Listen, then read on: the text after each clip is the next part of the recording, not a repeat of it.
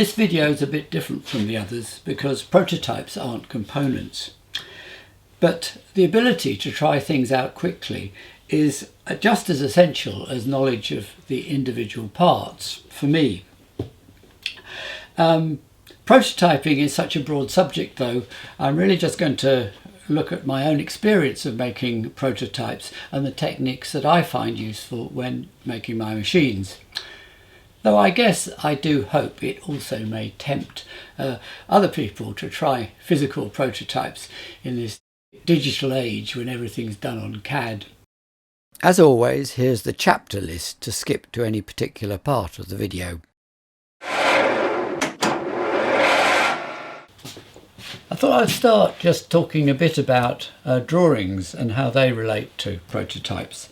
When I was younger and had less experience, I couldn't really picture what the finished parts would be like, so I was better off just plunging in and playing with materials. But it is definitely useful now as a way of problem solving. I like drawing. I used to be a cartoonist for 15 years. But I always get to some stage where I know I need to stop and should actually make the part. It's easy to get sucked in and spend too long drawing, I think. And I think the heart of the way I design my machines is more in the prototyping than actually in the sketching that I do beforehand. Once you've done a drawing or decided to start work on a prototype, there are just so many ways to make prototypes. I think I'll just start with one of the simplest. When I was a kid, I used to make things out of cardboard and sellotape, and it's still very useful for making prototypes. The only tool you need is a pair of scissors really, and some tape. What I'm actually trying to make is a compartment to put your foot into for one of my machines. I'm not quite sure how it's going to work out yet. I like boxes for tins of beer. They're about the right thickness. Card. I could probably do this more accurately with a Stanley knife and a straight edge, but this does work. So that's the sort of finished shape. And of course I could go on adjusting it for ages. It's particularly useful, I've now found, cardboard and tape, if I want to make the final part out of thin stainless steel, because I can now work out where I would want to cut the stainless, how many different pieces I would need, and also the pieces I can just fold from the original shape. So I would then draw this shape onto the bit of stainless and fold it into shape. This is what the final thing looks like. Once I've made it in stainless, I obviously weld the joints, but then you can sort of blend them so they all blend into one just by grinding it back. So if I want to mock up something bigger, I usually make it out of chipboard or OSB, just with a wooden frame, just screwed together. This was actually the last arcade machine I made to get an idea of the size of, and height of the drum.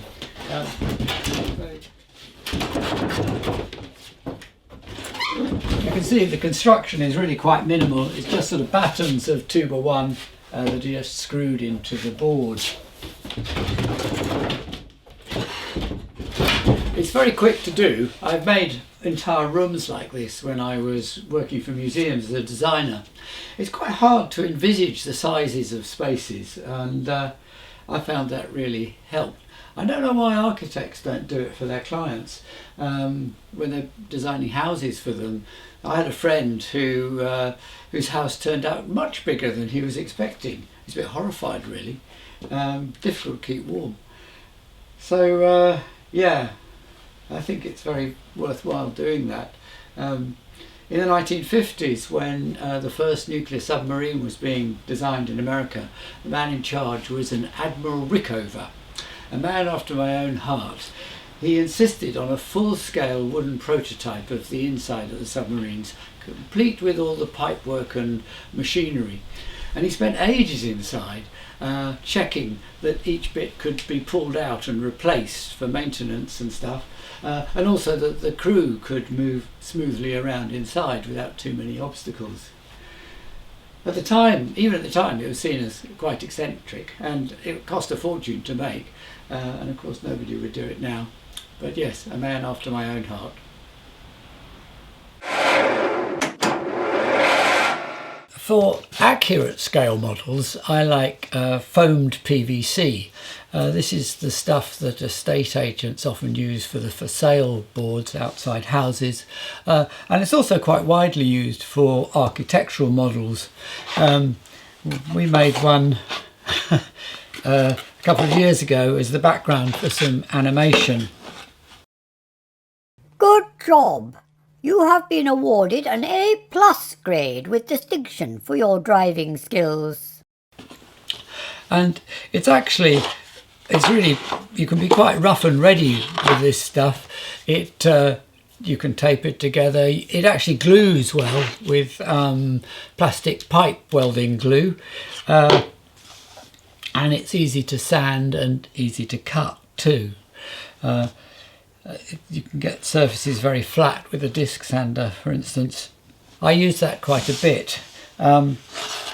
This is probably the most elaborate model I've made out of foam PVC. It was for a large clock I made for London Zoo. I made this while I was designing it, before we started fabricating it, just to think through the overall shape. And I know most people would now do this with CAD, but I rather like playing around with bits of plastic or bits of card to think through a problem rather than sitting at a computer. And I also think that I get more information out of a physical model, flying around it, rather than the virtual way of doing it on a computer. But then that's probably just my age.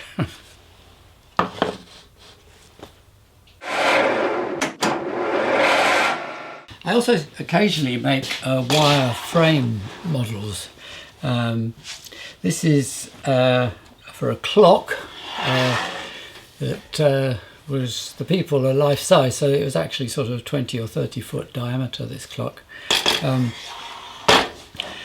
And it's made up of bits of welding wire, 2.4mm wire, which is copper coated steel, and they're tack welded together with my MIG welder. I'm going to talk a bit more about tack welding later. In this case I actually laid it on top of the CAD drawing and built up the model from the drawing.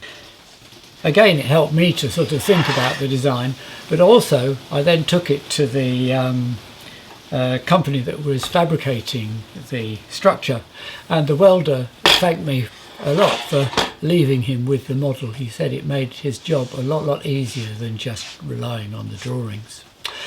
So these sort of prototypes have a lot of different uses. Well, a video about prototypes wouldn't be complete without mentioning Lego. I didn't grow up with it myself, so I've never got into using it. But I can see if you did grow up with it, it's a good way of trying out shapes. Out of curiosity, a while ago I did buy a Lego Technic robot thing, and I was impressed by the software. It's very simple. I think it's lost its memory now, although it still does just about run. Whoops. This is one of the problems with Lego, is I find the blocks fall to bits too easily. And also for making mechanical things, it's very limited by scale. You can't make really tiny things or really huge things, and complicated things I think you'd be limited because the blocks would be falling apart, though people obviously have done it. So I apologise to all the Lego fans that I'm not a fan myself. The fancy aluminium profile prototyping systems are very ingenious. They're fun to use, and the only power tool you need is a chop saw to cut the aluminium profiles to length. You can also bolt motors and sensors and other things to them, so they're good for developing entire machines. Though the cost of the parts quickly adds up, they're particularly good for developing short runs of machines, like for factory automation. So then once you've perfected a prototype, you can order all the profiles pre-cut to the right lengths and all the parts, and then it's very quick and easy to assemble an entire run of the machines to copy the prototype exactly. I've made a couple of machines with this structural aluminium section, and instant weight loss is one of them. Your body mass index is low, but if you want to look like a supermodel, you still need the instant weight loss diet. And I used this aluminium system because I wanted the machine to look sort of scientific and medical, which it does well. But it was fun to use. It's very strong, it's quite quick, and it's quick to change things too, which is good. And it's good that you don't have to paint it. It's anodized aluminium, which is very tough. On the downside, it's quite pricey, not cheap. Dirt gets into all these little channels and things, so it's difficult to keep clean. And the other thing, the most serious problem I find, is if I'm short of space, it's not the best way to make a mechanism as small as possible. And that's quite a big factor in a lot of my machines, so I don't use it regularly. Welcome to Laboratoire Hankin, harnessing the power of nature to bring you weightless nutrition.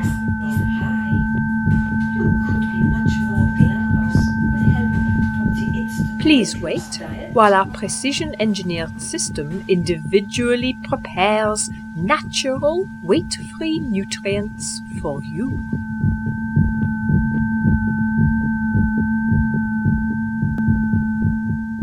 Don't take your eyes off it, or you will miss the amazing sudden eruption of cosmic energy.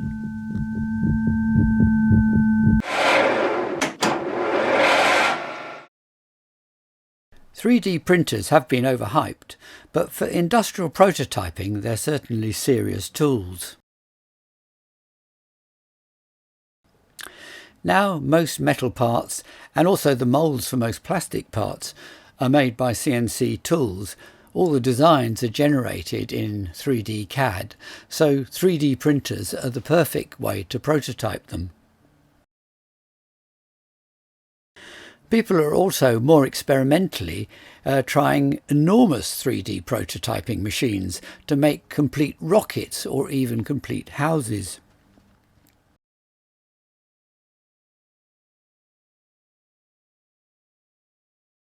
They're also great for people who've grown up used to using computers but without the traditional metal bashing skills that I take for granted. But for me, developing my machines, I don't need 3D CAD models and don't want to spend any more time on my computer than I actually have to. Compared to how I make my prototypes, 3D printing seems very slow. It can often take 12 hours to make a single part.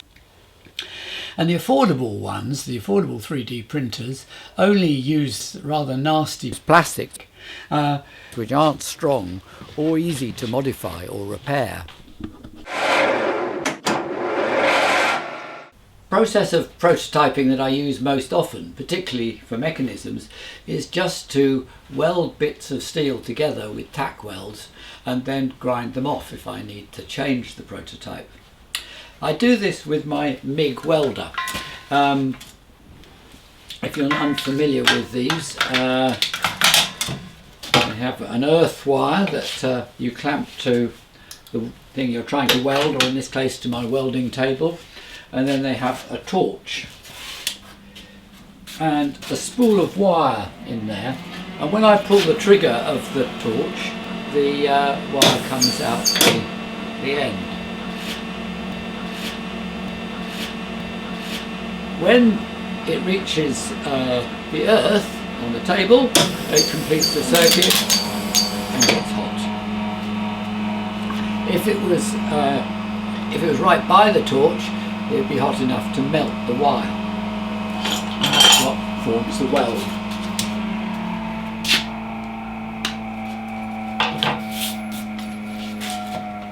So making a tack weld is actually very, very simple.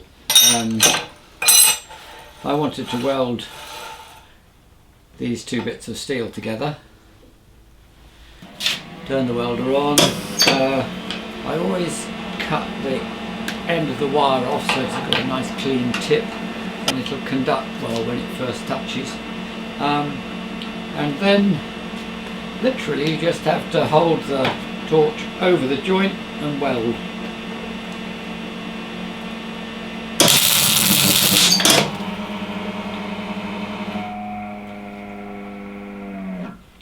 Pretty strong. I'd have trouble breaking that weld. I sometimes actually do tack welds that are quite a bit smaller than that.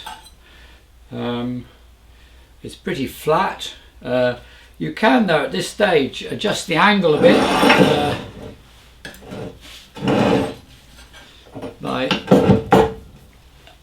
I think it's a fraction tilting over to that side.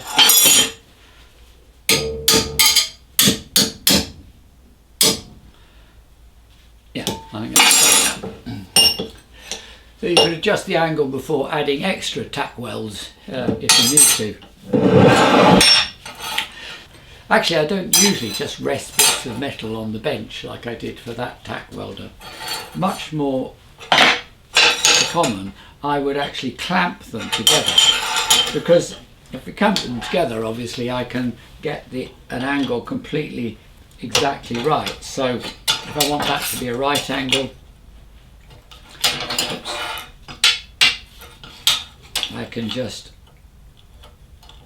that's pretty good actually, tap it until it's in the right place, and then of course I can tack weld it in place.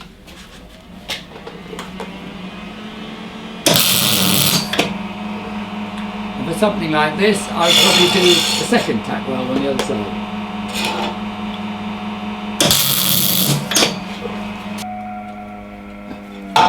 And then you actually get something with a really useful amount of strength. So the settings on this welder, it's a 160 amp welder. I use it at maximum power to get better penetration in the weld. 0.8mm MIG wire, and slightly unconventionally I use CO2 gas rather than the normal argon mix. This is historically because I could get it cheap from the local brewery, but it is supposed to have more penetration. The welds are hotter, but the downside is it creates a lot of spatter, so it's quite a lot more messy when that's important. Another thing about this welder is that to the beginner it all looks rather scary, the white hot metal and the sparks and everything, and certainly when you're starting off you need to do all the health and safety stuff and take it seriously, but as you gradually get more familiar with it, I don't really see this as a scary tool. I like to think of it as just as a glue gun for steel, and I seamlessly mix between drilling a hole or cutting a bit of metal and welding something to it and turning a bit on the lathe. It's just another process in the workshop. Of course then sometimes I have to make changes, and that's where the grinder comes in, the other part. Now I use an angle grinder, and I like particularly fine, thin discs. This is actually 0.8mm thick. The normal ones are 1mm thick. It doesn't sound much difference, but I think it makes a really big difference. and these just cut through steel like butter. But unlike the welder, these are, I think, are more scary than they seem.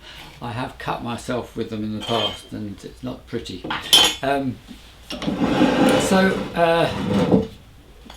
I do try to always do the grinding in the vise.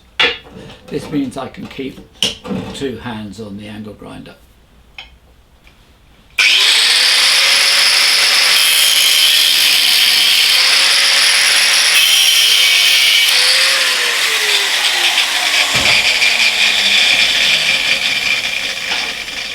I don't usually go all the way through the welds. I find that it's easier just to go almost all the way through, and then I can just tap it with a hammer.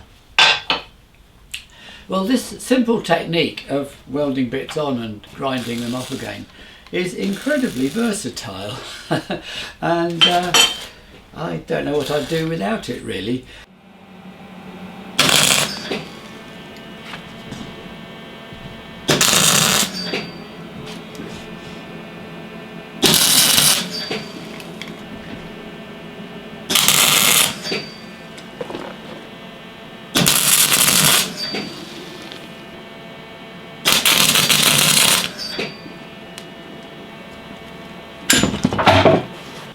And I don't know, it may jam or want to destroy itself, I'm not sure. No, not at all, it's perfectly happy.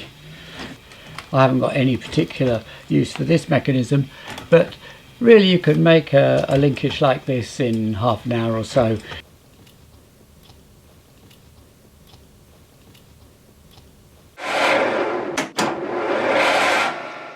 I'm going to illustrate my approach to making prototypes with this machine, Supercycle, the machine I made this summer for the arcade.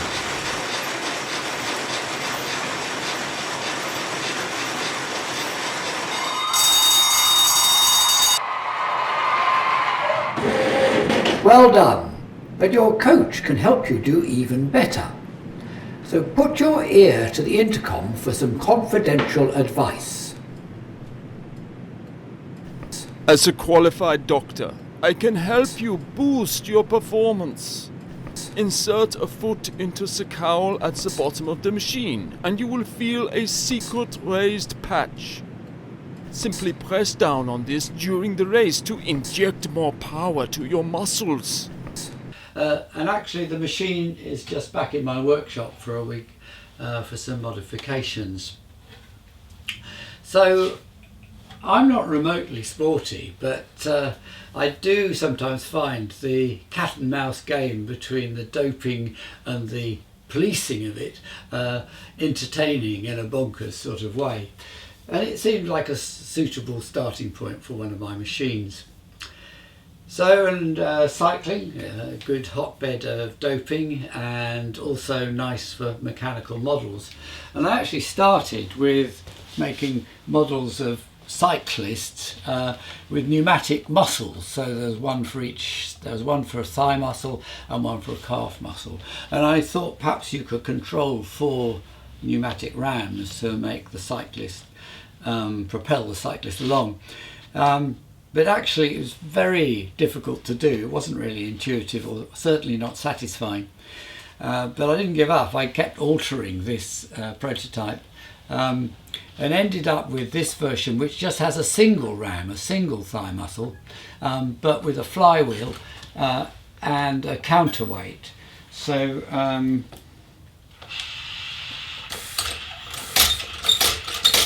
if you get the timing right, you can get quite a good speed going.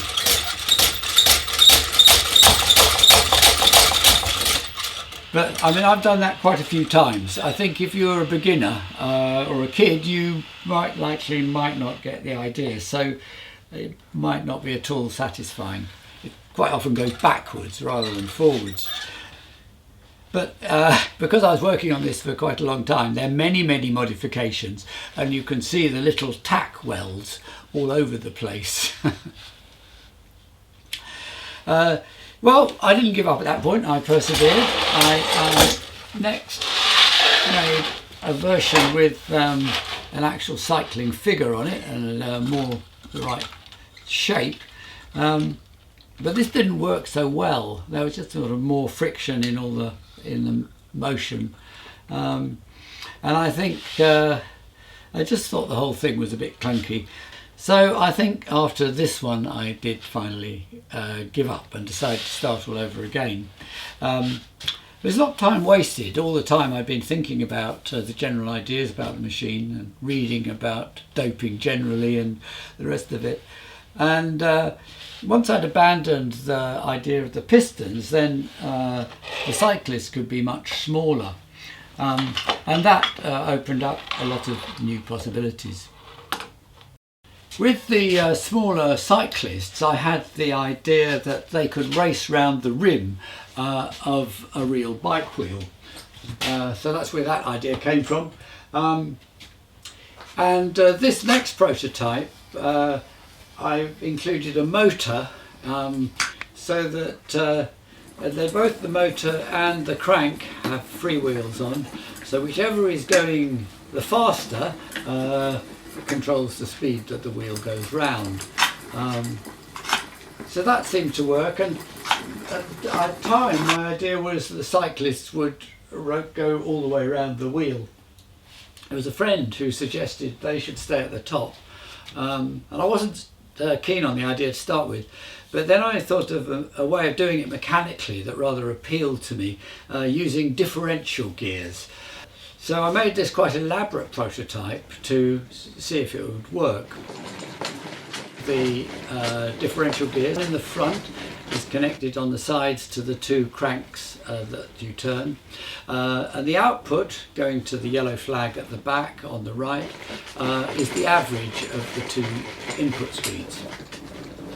Then the rear differential, the shaft is connected on one side by chain and the other side by gears. So the gear side is now rotating in the opposite direction. Anyway, what this means is that the rear differential is now measuring the difference in the speed. So if the right-hand crank goes faster, it'll move one way. If the left-hand crank moves faster, it'll go in the other direction. It was fun trying to get that to work, and obviously with that there's less welding and more fiddling around on the lathe to make that prototype. But I was encouraged by that and went on to build a more complete one with the bike wheel and positions for the cyclist. And increasingly I felt that this was going to work out. And in fact this became the core of the entire machine. So once I settled on the core of the machine, I could make this mock-up of the final shape. It's really very rough, but you know, I can kneel down and pretend to be a child to check that I can reach the cranks and check the viewing angle for looking at the little cyclists. And then there's always something unexpected. In this case, it was useful. I hadn't thought of the clearance between your knuckles while turning the cranks and the edge of the disc. So once I was happy with this, and I think this changed shape once or twice while we were making it, then I could weld up the frame, the external frame for the final machine. Once you've got the frame and you're adding bits to it, it's great being able to design the next part with being able to see exactly the space that's available to fit it in. It's much harder to do it in abstract just on a computer if you haven't got all this stuff to actually look at while you're designing it. That wasn't the end of the prototypes though.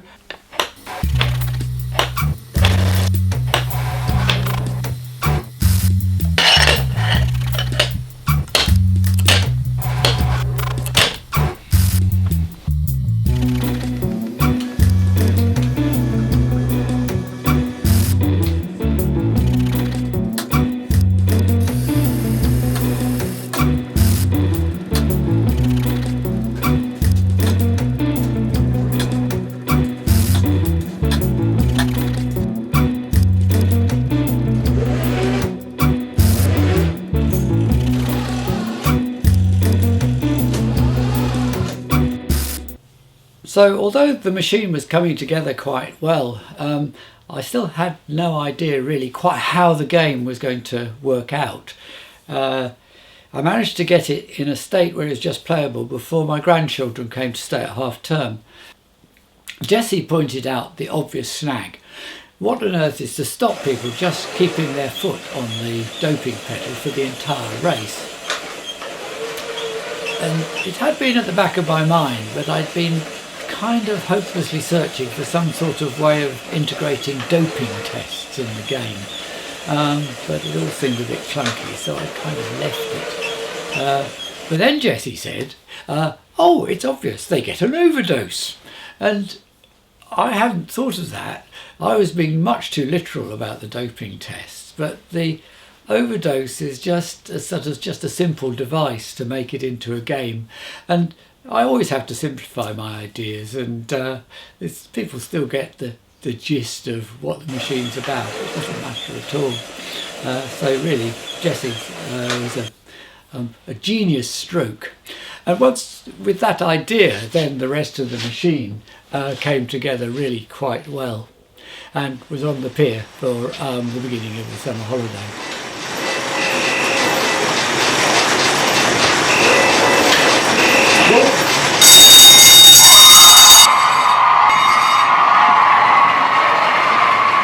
Congratulations, you have both completed the tour and are now true professional cyclists. I'm a loser. So one of the things I want to change on this machine are the foot switches. The idea is that when you press down on them, that they actually move. Give a sort of sensation that the drugs are being injected into you. But the trouble is, people are just so wildly enthusiastic about turning the cranks, they just don't notice. The movement is too subtle. So to change it, I need a more powerful motor. But I'm fortunate that I found these beautiful ones in the store. Something Rex found in the scrapyard many years ago. And I think these will have plenty of power, though the foot pad will have to be a bit further off the ground, so I'm not quite sure how it'll work out. So that's what I'm going to prototype. So the first thing, to make the wobble, I'm going to make an eccentric to go on the motor. This particular prototype involved less welding and grinding than I was hoping to demonstrate. But then every prototype's different. They're always a mix of lots of different tools in reality. And here is the finished eccentric. So that will go on there on the flat of the shaft, and then grub screw goes in here, and then I made the outside the right size for this bearing. So now when I connect it up,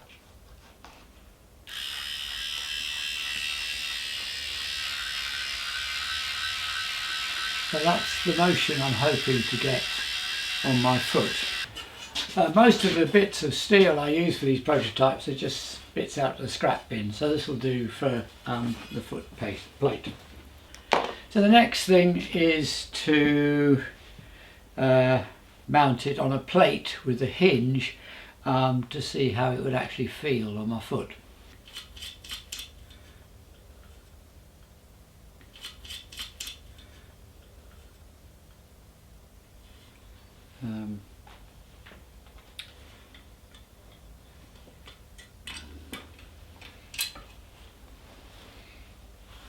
Now what I need is a spring to keep it up and a switch to activate and turn on the motor when you press down. So I've got another couple of bits of scrap, any old stuff will do from the scrap box, to make up this bracket. So this is where my Wogo comes in.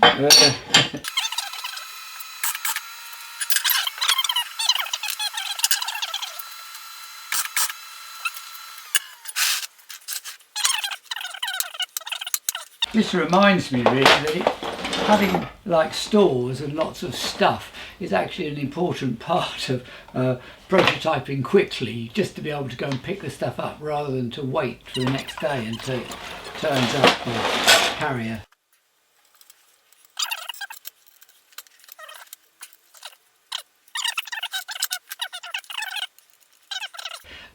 One last thing, I've got to cut the top of the motor shaft off so that it's flush with the eccentric.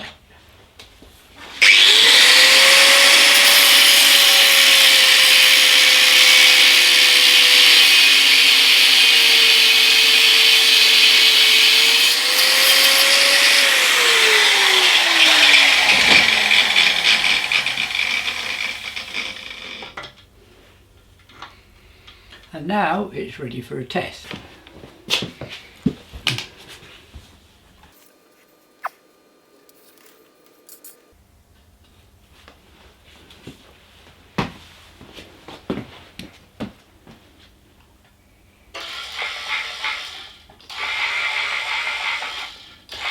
Actually a bit disappointed really. I sort of thought that it was going to be a bit more dramatic, the feeling on my foot, but I think I'll go the next stage and make a version that actually fits in those cowls that I can try while playing the game. So I've now mounted the motor on a sort of frame that will fit in the machine, also with the stainless housing.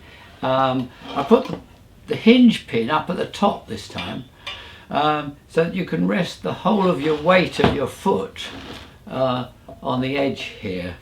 So we'll see how that works.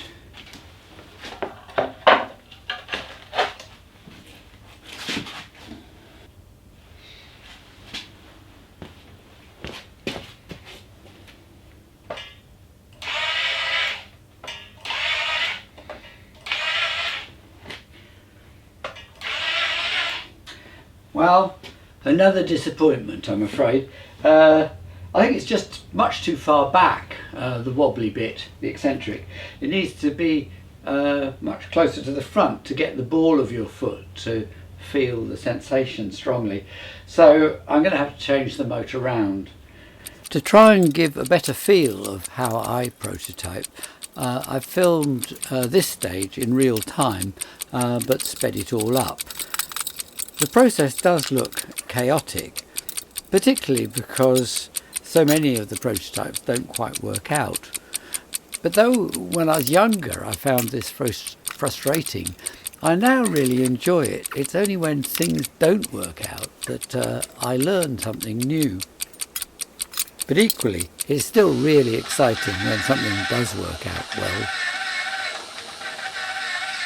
Much better. So now you kind of have to put your weight on the moving thingy, and then you feel it a lot more. Oh, it makes a difference.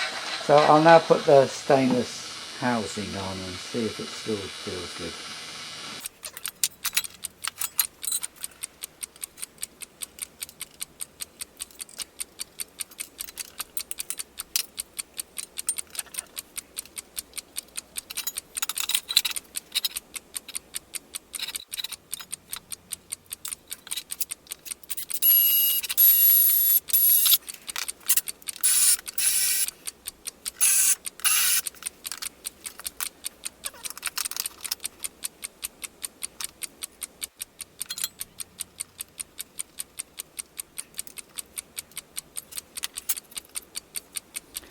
It also looks very messy. I don't understand why the modern engineering world, everything has to look so clinically clean.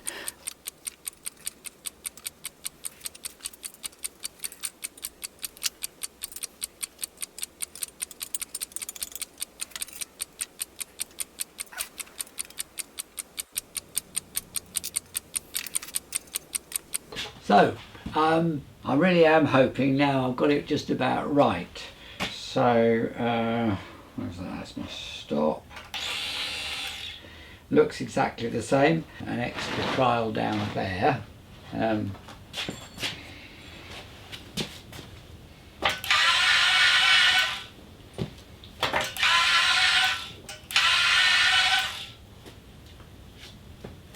Yep, I think that'll do. It's probably as good as I'm going to get it. I've now just got to make both of them and kind of tidy it all up a bit. The number of holes in that plate was just extraordinary. I actually found it surprisingly hard to film the process of making these new footrests. Once I get them really absorbed in the making process, it's hard to stop and film. And just in this last stage of putting them back in the machine, I decided it was actually just too uncomfortable, the strange angle of your foot. Now I've made the footrest higher, and you need to put your weight on the foot. So then I realised I could add a sort of front rest to put your weight on, and then you just have to rock your foot, and it made it a lot more comfortable. So really, making prototypes can go on just until the minute before it goes on the pier. Well, that's the end of this video. I hope you found something useful. It was very much my personal approach to making prototypes. I think you might feel that the way I developed Supercycle was a bit too chaotic and haphazard, but I would argue it was actually very efficient. From the time I just started making that first prototype of the cyclist until the finished machine got on the pier was less than 6 months. And it's lovely to see people enjoying using it now.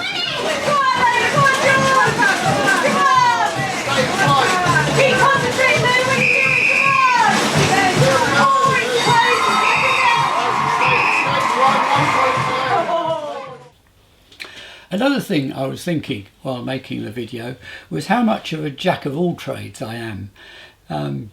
I take it for granted, but other people seem to think it's unusual. They think I'm a freak or an amateur, or occasionally more flatteringly as a genius, but it used to be common to be a jack of all trades. It's just recent, our obsession with qualifications and experts, that we seem to have forgotten about its value. My daughter recently found this quote: "Jack of all trades, master of none, but oftentimes better than master of one." I guess that just about sums me up. Bye.